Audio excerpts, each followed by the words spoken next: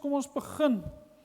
En ons gaan daai bekende skrifberuiming 14:2, kom ons sing dit saam, waar ons kan jubel en juig saam met Habakuk, dat selfs in die moeilikste omstandighede kan ons altyd op die Here vertrou en elke dag van ons lewe bly hy ons hoogste vreugde en vrede. En direk daarna ook lied 159 waar ons dit sing, dat die Here hier teenwoordig is. Net soos in die tabernakel in die tyd van die Ou Testament, elke dag in ons lewens, deur sy Gees is hy by ons. Kom ons sing hierdie 2 liedere saam.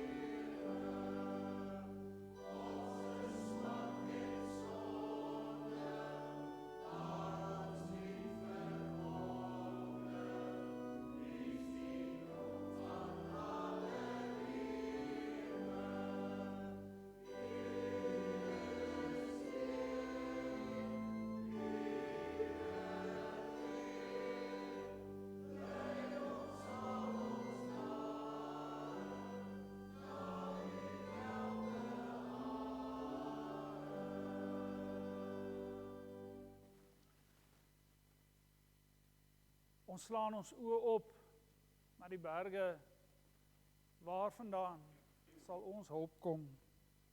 Ons hulp kom van die Here, wat hemel en aarde gemaak het, en wat getrou bly tot in ewigheid. Gemeente van ons Here Jesus Christus, genade, barmhartigheid en vrede vir julle van God ons Vader en van Christus Jesus ons Here, deur die kragvolle medewerking van die Heilige Gees. Amen. Kom ons loof die Here met die sing van Psalm 40, vers 2 en vers 3, en ons sit al ons vertroue in God alleen.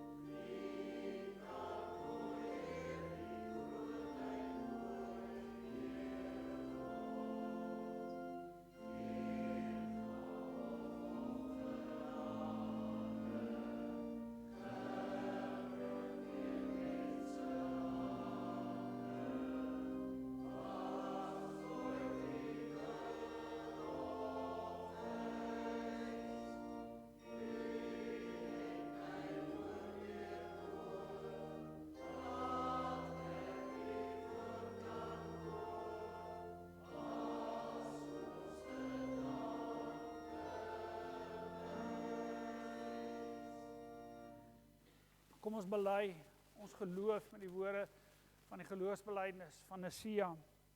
Ons glo in een God, die almagtige Vader, die skepper van hemel en aarde, van alle sigbare en onsigbare dinge, en in een Here Jesus Christus, die eniggebore Seun van God, voor al die eeue uit die Vader gebore.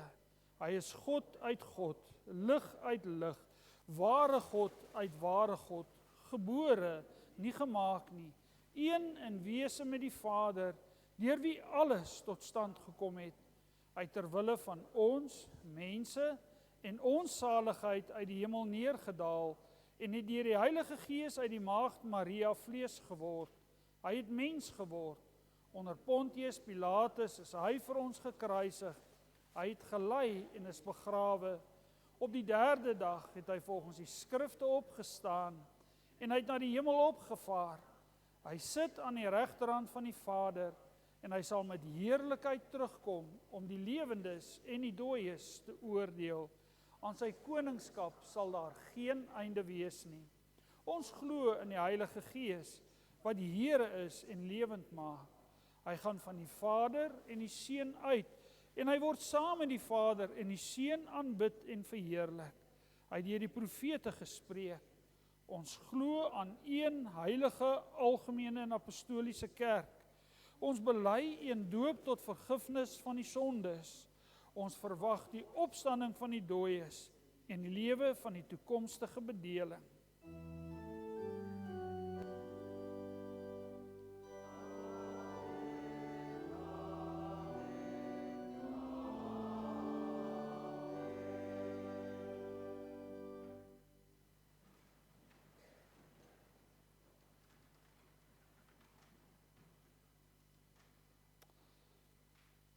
Op die vraag van 'n skrifgeleerde oor wat die belangrikste gebod is, het Jesus geantwoord: jy moet die Here jou God lief hê met jou hele hart, met jou hele siel en met jou hele verstand.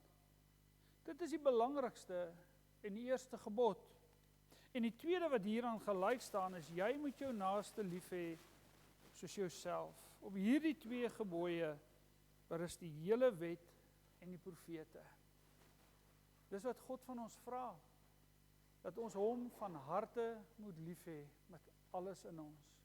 Soveel so dat hierdie liefde ook oorspoel na mekaar, ons huisgenote, ons medebroers en susters in die kerk en die erediens, maar ook ons medeburgers in hierdie land van ons, dat ons hulle moet lief hê met 'n liefde waarvan ons liefde vir God die dryfkrag is.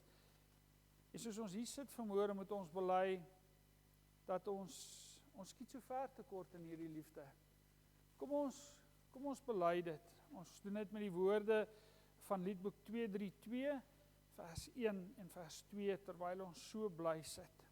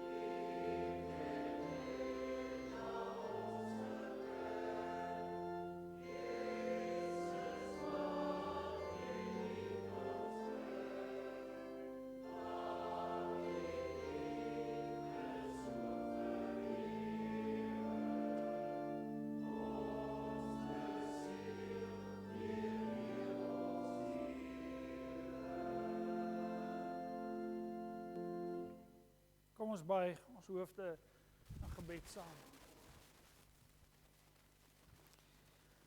Ewige God en Vader van ons Here Jesus Christus. Ja, ook in hierdie oggenduur wag ons op U en op U alleen. Ja, al ons hoop, ons vertroue, ons verwagtinge is in U wat ewig leef, heers en regeer oor die ganse skepping. En ons pleit, Vader, ja, buig af na ons, luister na ons hulpgeroep. Ons bely dat ons so maklik ons harte en ons gedagtes op nietighede vestig. Ja, op dit wat geen hoop gee. Ja, dit wat vir ons geen ewige toekoms kan verseker nie. Ja, trek ons op uit die donker dieptes van ons eie gebrokenheid deur U Gees en doen dit om Christus ontwil. Ja, trek ons op in sy naam uit die modderput van ons eie sondegebrokenheid en vergewe ons al ons sondeskuld. Wil U ons voete vestig op die ewige rots, ons Here, Jesus Christus. Gee ook vir ons 'n vaste stap, aangespoor deur U Gees. Leer ons nou, lei ons nou, ook daarom in die lig van U woord. Here, dit wat nie tot die eer strek in ons harte nie, verwyder dit. Ons gedagtes, ons denke, ons dade, wys dit vir ons uit. Vernuwe dit, sodat ons Here Jesus Christus kan navolg. Wil U self nou deur U woord, wat gesaai gaan word, ja, wil U self die saad in elke hart laat ontspring, sodat dit nuwe lewe kan wek tot U eer. Dit bid ons in Jesus naam. Amen. Voor ons gaan saam lees uit Psalm 4, kom ons sing lied 220, vers 1 en vers 3. Kom ons sing dit staande en ons jubel oor ons verlosser, Jesus Christus.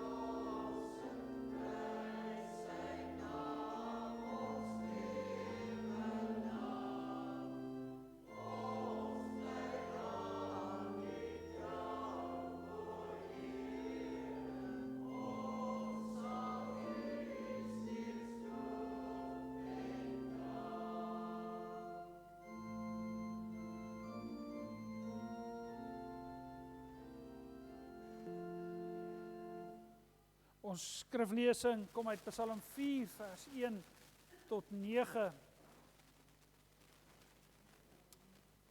Vir die musiekleier met snarespel, 'n psalm van Dawid. God wat my reg handhaaf, antwoord my wanneer ek roep. Toe ek in die noute was, het U vir my ruimte gemaak. Wees my genadig en hoor my gebed. Mense, hoe lank nog gaan julle my eer sken? Julle het nietigheid lief. Julle jaag leuns na. Sela. Julle moet weet dat die Here sy getroue volgelinge uitsonderlik behandel. Die Here hoor wanneer ek na hom roep. Sidder, moenie sondig nie. Dink na op julle beddens en wees stil. Sela. Bring offers van geregtigheid en vertrou op die Here. Baie mense sê, wie sal ons weer die goeie laat beleef? Laat die lig van die teenwoordigheid oor ons skyn, Here. U het vreugde in my hart gegee, meer as in die tyd wanneer mense se koring en nuwe wyn volop is. In vrede kan ek gaan lê en dadelik kan ek slaap raak, want net U, Here, laat my veilig woon. Tot sover ons skriflesing. Ons gaan veral fokus op hierdie woorde in vers 7. Baie mense sê, wie sal ons weer die goeie laat beleef? Laat die lig van U teenwoordigheid oor ons skyn, Here. Geseënd is hy hierdie woorde hoor en daarvolgens lewe. Julle die groot vraag in elkeen van ons harte die afgelope week, ja, met die hele verkiesing en met die dinge wat gebeur in ons land, is presies hierdie vraag wat hier in vraag 7 gevra word. Wie sal ons weer die goeie laat beleef? Watter party, watter regerder in Suid-Afrika gaan weer vir ons voorspoed bring? dalk meer persoonlik, wat is dit in my lewe wat moet verander, of wie sal vir my weer vreugde in my hart en in my lewe bring, dat ek ook soos Dawid kan sê, maar wie, nou kan ek gaan slaap, in rus en in vrede. Ja, hierdie vraag het meeste stemgeregtes die afgelope week na die stembusse toe laat stroom, en elkeen het sy kruisie gaan maak by die party wat hy op sy glo vir ons voorspoed en vrede en vreugde in ons land kan bewerk. En met goeie rede. Met goeie rede smag ons weer na voorspoed. Want wie julle, ons hoef nie ver te kyk nie. Dan kan ons 'n lang lys van klagtes maak oor alles wat verkeerd loop in hierdie land van ons. En kom ons sê dit eerlik, ons is goed daarmee. Dit vat nie lank in 'n gesprek voordat ons al die foute en al die probleme en uitdagings in ons land uitkom nie. Wie, en dan hoor jy altyd woorde soos swak dienslewering en onbevoegde amptenare, korrupsie, geweldsmisdaad, die in duie stort letterlik van alles.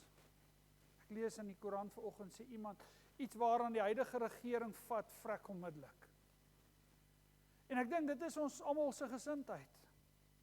Nou so belangrik is wat al hierdie dinge is, en so belangrik as wat dit was, toe ons gaan stem het, is alles waaroor ons kla, en waaroor ons oneindig baie kan praat. Ons kan al daardie dinge verander en verbeter.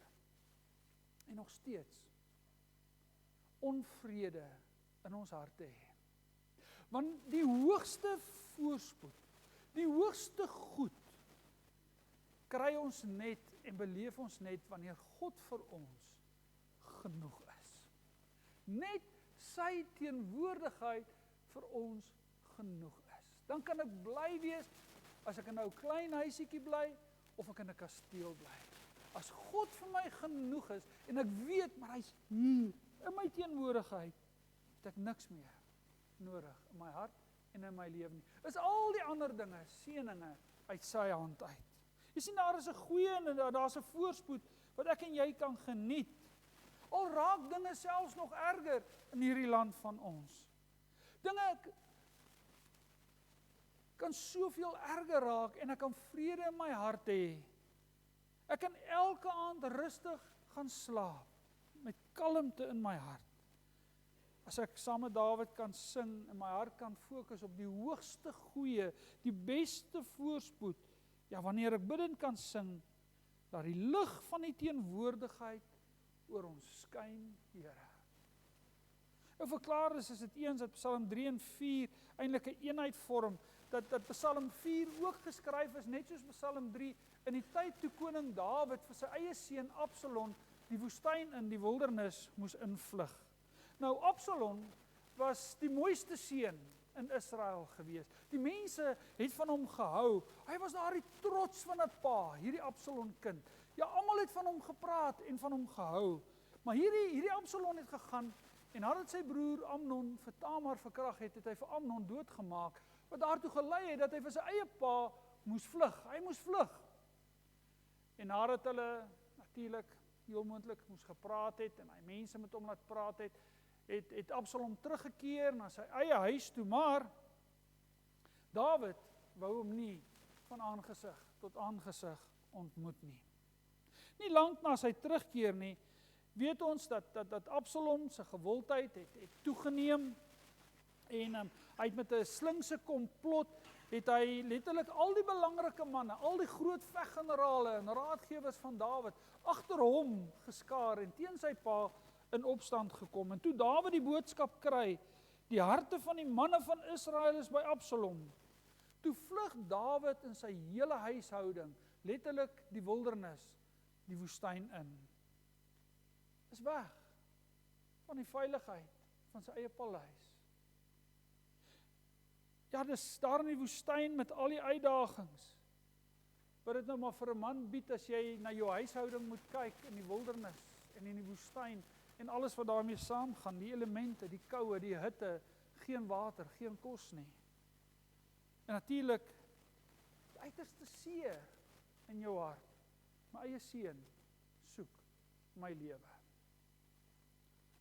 En is hier waar die Heilige Gees vir Dawid inspireer, hom aanmoedig om hierdie Psalm 4 te skryf. Ja, as Dawid die hart van die mens ontbloot, as hy ook hier, elkeen van ons eie harte ontbloot, maar ook die van Absalom en sy ondersteuners, as hy dit hier in vers 3 vir ons wys, eintlik hoe lyk elkeen van ons se hart, dan sing hy, mense, hoe lank nog gaan julle my eer skend? Julle het nietigheid lief, julle jaag leuns na Sela. Nou die woordjie Sela vind ons op baie plekke in die Psalmboek. Julle kan dit maar gaan lees. Nou dis eintlik is meer 'n uiting as wat dit 'n woord is. Ons kan dit nie regtig vertaal nie. Dis hoekom julle sal sien in ons vertalings vertaal ons hom nie regtig met Afrikaans se woord nie. Dit is meer 'n versigtiging van dink bietjie wat jy nou net gelees het. Hoe dit jou persoonlik raak. Hoe naby dit eintlik aan jou eie hart is. Ja, dit raak ons elkeen. Raak stil en dink gou mooi wat Dawid hier sing. Baie van ons ellende, ook in ons persoonlike lewens, ook binne in ons land met al die kulture, met ons politiek, met al die dinge. Ja, net soos in die geval van Dawid, lê omtrent al ons ellende by dieselfde plek waarvan Dawid hier sing. Ja, dit raak ons elkeen dat mense ander se eer skend. Absalom het die manne van Israel laat glo dat God sy rug op Dawid gekeer het, dat daar geen redding meer moontlik is vir Dawid nie. Hulle sing daarvan in Psalm 3. Dink maar mooi hoe ons oor kultuurgrense, maar ook as iemand 'n anderste opinie het as ek, hoe ons mekaar se eer kan skend, asof jy daar's geen hoop vir daardie persoon, vir daardie persone in die Here nie. Hulle is verlore, want hulle dink anders as ek. Dink maar net, hoe kan ek baie keer my eie gedagtes oor iemand koester? Selfs met ander daaroor praat, ons noem dit skinder. En mense se eer skend, net om myself groot te maak. Hoe verdeel ons mekaar nie in kampe nie? Dit gebeur binne gemeentes, binne 'n kerkverband, binne 'n land met 'n verskeidenheid van kulture. Verdeel ons mekaar in kampe, sodat ons in beheer kan wees. Hoe skend ons nie daagliks ander se eer met ons woorde nie? Ek wil dit waag om te sê, ons almal is hieraan skuldig, elke dag. As jy voel ek verontreg jou, staan op en sê vir my, dis nie waar nie. Ons almal skend mense se eer elke dag. Ons, die mens, buiten dat ons dit doen, het ook nietighede lief. Ja, ons kan hier ook sê, dat om nietighede lief te hê, is om afgode in jou lewe te hê, om jou hoop en verwagtinge op dinge te stel, wat nie regtig vir jou hoop gee nie, wat jou nie verby die graf, die ewigheid, kan invat nie. Ja, dit, wat ons in die leiers van ons land sien, ja, hulle beklei vir mag, sodat hulle beheer kan hê oor die geldkoffers, ja, omdat hulle eie koninkrykies wil bou. Mense sien ons raak, en soveel mense om ons, in werke, dalk in ons eie lewens, hoe ons net ons eie koninkrykies wil bou, hoe ons net ons eie belange wil dien, maak nie saak op wie ons trap nie, dan jaag ons nietighede na. Nog iets waaraan Dawid waaraan hy ons herinner, is dat ons ook leuns najaag. Ja, ons jaag leuns na. Mense, ons hou van beloftes, van voorspoed, van rykdom, dat alles goed gaan wees, en dat alles mooi gaan uitwerk, sodat ek my eie koninkrykie kan bou, soos wat ek my koninkrykie vir myself voorstel. En mense, politici, die gewilde predikers van ons tyd, floreer op hierdie neiging by ons almal, dat ons hou, en ons glo so maklik leuns, veral as dit vir my 'n belofte inhou, dat my koninkrykie kan groter word, en kan wees soos wat ek hom graag wil hê. Sela.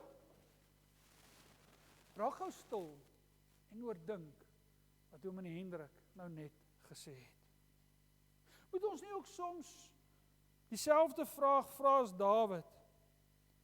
As ons kyk na ons eie lewens, die lewens van ons kinders, oor wie ons dalk bekommerd en benoud is, dan moet ons nie ook net dieselfde vraag vra, maar mense, hoe lank gaan ons nog mekaar se eer skend? Ons het nietigheid lief, ons jaag leuns na.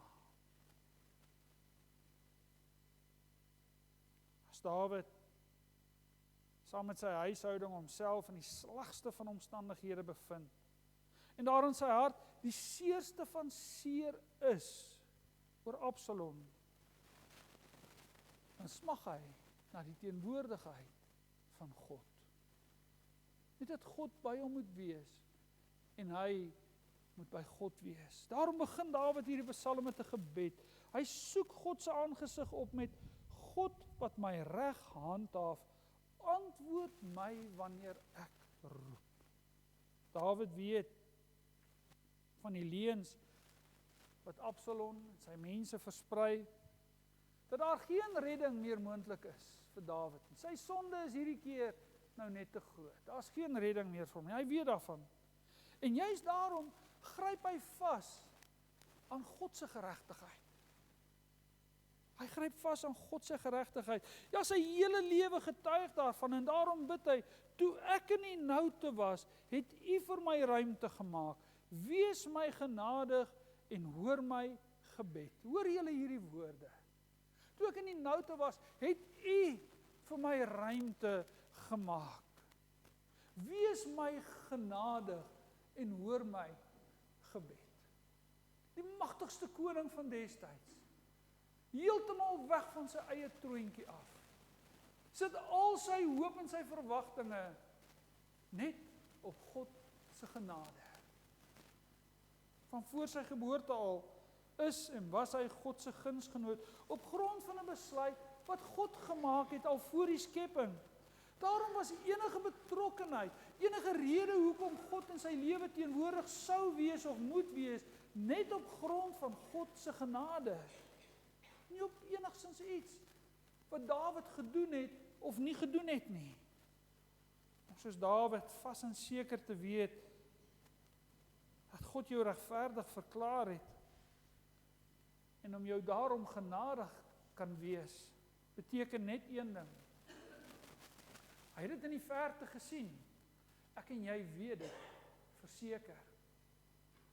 God se geregtigheid is net ons geregtigheid ter wille van Christus, die gekruisigde. Die Here wat uit die dood uit opgestaan het. Daar is geen ander rede hoekom God enigsins by my en jou kan wees, hoekom hy vanmôre in hierdie erediens teenwoordig kan wees, as net op grond van sy genade, want Christus het aan die kruis die skuld betaal, wat nie een van ons kan betaal nie. Sela, raak stil en oordink. In ons diepste nood, in ons seerste seer, kan ek vandag as 'n Suid-Afrikaner met vrymoedigheid in 'n gebed na God gaan. En waar begin so gebed? Al my vertroue, al my geloof, bring my eers tot stilstand by God se genade. Soos wat ek dit ken in Christus, die Here wat opgestaan het. Die enigste verskil tussen Dawid en sy vyande, die enigste verskil tussen my en enigiemand anders in hierdie land, selfs die korrupste leier in ons land, of die bloeddorstigste leier in hierdie wêreld, die enigste verskil tussen my en hulle, is God se genade. Moenie ophou ons land en sy mense, sy leiers in ons toekoms, ook jou eie omstandighede in gebed na God toe te vat nie, maar ken jou plek, begin by God se genade. Soos wat ons dit in Christus ken, en soos wat die Heilige Gees reeds ons harte daarvan oortuig het, dat ons voor God regverdig is, ter wille van Jesus. Heel moontlik moes Dawid 'n paar keer by diegene in sy huishouding wat saam met hom in die woestyn was, moes hy 'n paar keer gehoor het hoe hulle gekla, die skielike ongemak, dalk koue, dalk hitte, dalk hongerte, dalk dors. Ja, hulle moes gekla het en hulle moes ook dalk die vraag gevra het, maar wie sal ons weer die goeie laat beleef? Ja, wie gaan ons omstandighede verander? Wie gaan vir ons uitkoms gee uit hierdie uiters moeilike situasie? Watter leier gaan uiteindelik vir ons die reënboognasie gee waarna ons almal so smag? Wie gaan my eie lewe met al my persoonlike dingetjies vir my uitsorteer dat ek weer 'n glimlag op my mond kan hê? Hierdie vraag deur Dawid se huisgenote laat 'n mens dink aan die kinders van God net nadat hy hulle uit Egipte verlos het. Hulle uit hulle deur die Rietsee gevat, hy het vir hulle water gegee en tog kla hulle. Oor en oor daar in die woestyn kla hulle. En natuurlik kom Dawid en in sy reaksie teenoor sy huisgenote, laat ons nou weer dink aan God se teenwoordigheid by sy klaande volk by die tabernakel daar in die tent, toe God in 'n wolk by sy kinders was, waar hulle altyd verseker was van God se teenwoordigheid, ongeag wie daai klaande volk Israel was. Want as Dawid oor en oor almal se worsteling van wie sal dit weer met ons voorspoedig gaan aanhoor, bid hy dat die lig van die teenwoordigheid oor ons skyn, Here.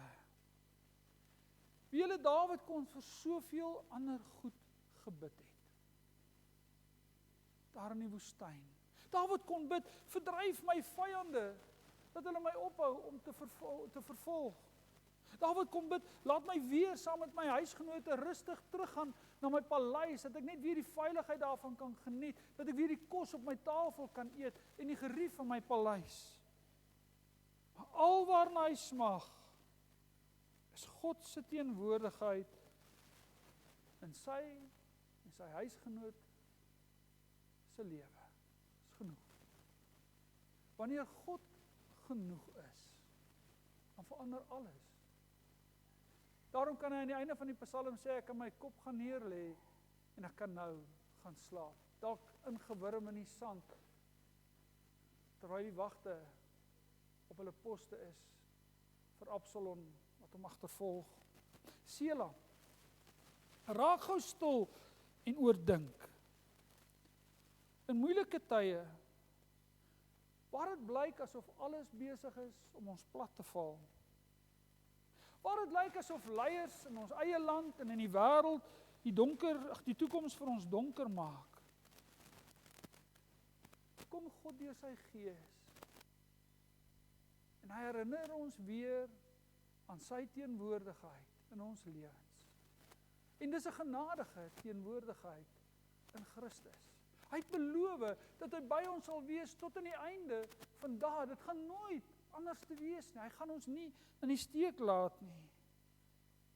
En wie hulle hierdie waarheid is ons hoogste goed. Dis ons beste voorspoed en dit sal dit vir altyd bly.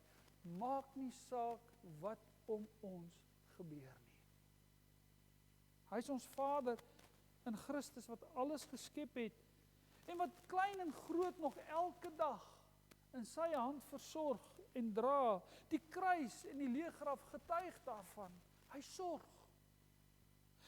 Hy het deur die geskiedenis nog elke belofte wat hy aan sy kinders gemaak het, laat waar word. Die kruis en die leëgraf getuig daarvan. Deur sy Gees wat in ons harte woon, weet ons dat ons in Christus alles gaan ontvang wat die Vader aan ons beloof. Die kruis en die graf getuig daarvan. Iemand het reg eendag opgemerk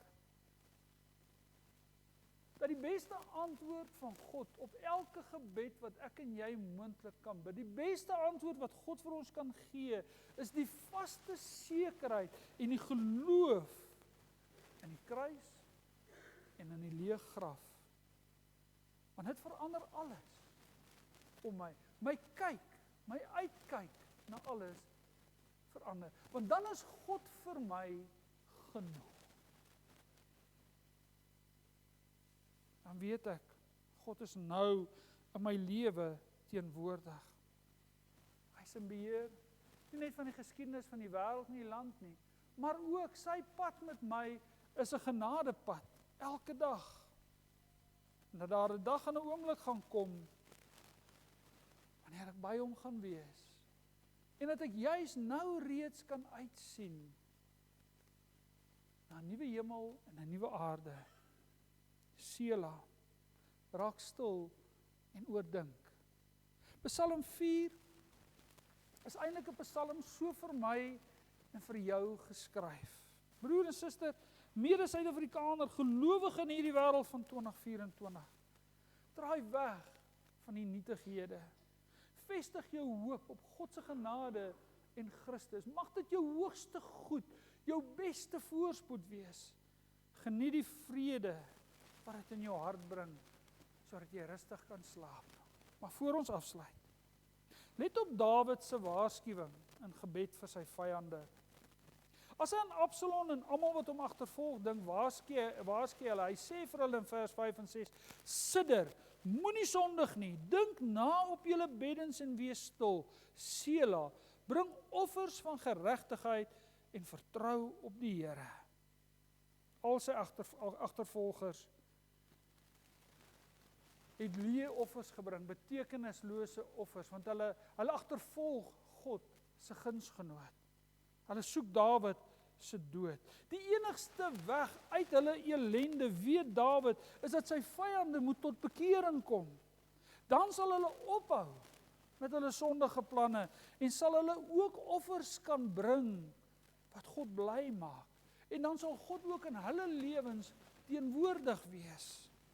Dan sal hulle soos hy ook tot God kan bid en verseker weet dat God luister. Sela, raak stil en oordink. Hierdie is 'n waarheid wat ons meeste van die tyd mis. So baie keer dink ons dat as my vyand vernietig sal word, gaan al my probleme opgelos word. Weet jy, dan gaan ek voorspoedig en gelukkig wees. Of as hierdie een of daardie een in my lewe gaan verander, gaan wees soos ek hom wil hê. As omstandighede gaan wees soos ek dit wil hê, dan sal dit beter gaan met my. Wie julle die geskiedenis het geleer, wie julle elke slegte ou wat sterf, of in die tronk gegooi word, daar's 'n lang ry agter hom wat sy plek gaan inneem. Let fyn op. Toe Hitler sterf die dag, toe is al die Hitlers nie dood nie. As Putin vandag sterf, is al die Putins nie dood nie. Daar gaan nuwe Putins en Hitlers in hierdie lewe kom. Maar, wat van as die Heilige Gees hulle tot bekering bring? As hy rekenskap begin hou met God en in Christus met 'n opregte gemoed in gebed na God toe gaan? Wat van as die Gees begin om die verkeerde gesindhede in mense se harte te vernuwe? Ook die mense wat my seermaak. Ook die mense wat my bang en benoud maak, as hulle tot bekering kom. Wat van as die een wat my seermaak, ja, tot bekering kom, dan verander God sy hart en my omstandighede. Dink aan Jesus se duidelike opdrag in die bergrede. Julle moet julle vyande lief hê en bid vir hulle wat julle vervolg. En let op die rede hoekom ons dit moet doen. Let op die rede hoekom ons dit moet doen. Jesus sê, sodat julle kinders van julle Vader in die hemele kan wees. Sodat ek en die Vader in 'n innige verhouding nou reeds kan wees. God by my en ek by hom. Hy teenwoordig in my lewe ter wille van Christus. Deel van God se teenwoordigheid in Christus in ons harte en lewens is om te bid vir die bekering van ons vyande. Wie sal ons weer die goeie laat beleef? Wie sal weer 'n glimlag op jou gesig laat bring dat jy hoopvol kan voortbeer en rustig in die aande kan gaan slaap met vrede in jou hart en jou gemoed? voorspoed, vrede, die beste van alles wat goed is, sal altyd deel van my hart wees. Wanneer Christus my hoogste voorspoed en my hoogste goed is, want dan weet ek, God is teenwoordig. Hy is hier. Ek is in sy midde en hy in my midde. Ek sy kind en hy my Vader. En dan sal hy ons ook bewaar daarteen, dat ons ander mense se naam skend, oneer aandoen, dat ons hoop en geloof op nietighede stel. Ja, wetende dat God in Christus in my midde is. En die enigste rede daarvoor is net sy genade. Maak dit ook vir my moontlik om vir my vyande te bid. Mag God in sy groot genade so teenwoordig wees in jou lewe. Selah. Kom ons bid saam.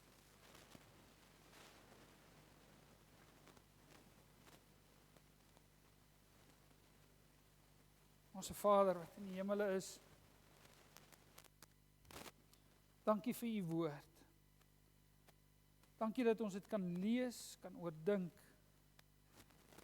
Here, waar ons in moeilike tye, moeilike omstandighede bly. Here, waar dit vir ons soms voel asof ons in 'n wildernis is waar alles net slegter en slegter en moeiliker gaan. Pleit ons, o Vader, dat u self deur u Gees ons harte daarvan sal oortuig. Dat ons reeds in Christus u gunsgenote is. Dat deur die diepste noute het u reeds gesorg. Toe Christus aan die kruis gesterf het en opgestaan het. Dat niks of niemand, geen wêreldmag, geen bose mag, nie siekte, nie dood, ons ooit kan skei van u liefde nie. Vul ons hart, ja, elkeen van ons harte, met die vrede dat daar net in Christus is. Vader, ons bely ons is so vinnig om aan ander mense sy eer en hulle naam te skend. Ons bely dat ons so maklik ons hoop op nietige mense vestig. Of beter omstandighede, dit wat aan die verbygaan is. Ons bely dat ons so maklik leuns glo. Vader, vergewe ons ter wille van Christus. Lei ons op 'n ewige weg deur u Gees in die lig van die kruisevangelie, in die spore van ons Here en ons Koning. Wees by elkeen van ons in ons eie omstandighede. Ja, u weet wat dit is wat ons in die nagte laat rondrol, wat onvrede in ons harte bring. Help ons, verdryf dit deur die goeie nuus van die evangelie, kragtig deur u Gees. Ons pleit dit in Jesus naam. Vader, ons kom ook na u toe en ons pleit in die naam van Jesus Christus vir ons vyande. Die mense wat leef asof u nie bestaan nie. Van magshongerleiers wat net hulle eie koninkrykies bou, tot bloeddorstige leiers wat besluit te maak sodat duisende mense honger en dors en doodgemaak word. Vader, bring bekering op u tyd volgens u wil. Help ons om op u te bly hoop, om op u te bly wag, selfs in die donkerste nag. Hemelse Vader, in ons eie lewens, ons kan so maklik na mekaar kyk, asof die ander een, die skuldige een is in my lewe, hoekom ek nie lag en glimlag nie. Ja, Here, bring bekering in ons eie harte, dat u genade ons hoogste goed en voorspoed sal wees, dat u vir ons elkeen genoeg sal wees. Genoeg ons harte laat borrel van vreugde. Dat ons soos 'n Paulus in 'n tronk kan sit en dit kan uitjubel. Wees bly in die Here. Ek herhaal, wees bly. En ons wil bid vir 'n wêreld wat stikkend is. Gee uitkoms. Ons bid vir ons land wat 'n moeilike paar weke binne gaan waar nuwe leiers gekies en aangewys moet word. Here, ons is elke dag op die messepunt en ons wil net bid. Belangrikste, dat U naam geheilig sal word. Dat U koninkryk sal kom en dat U wil sal geskied.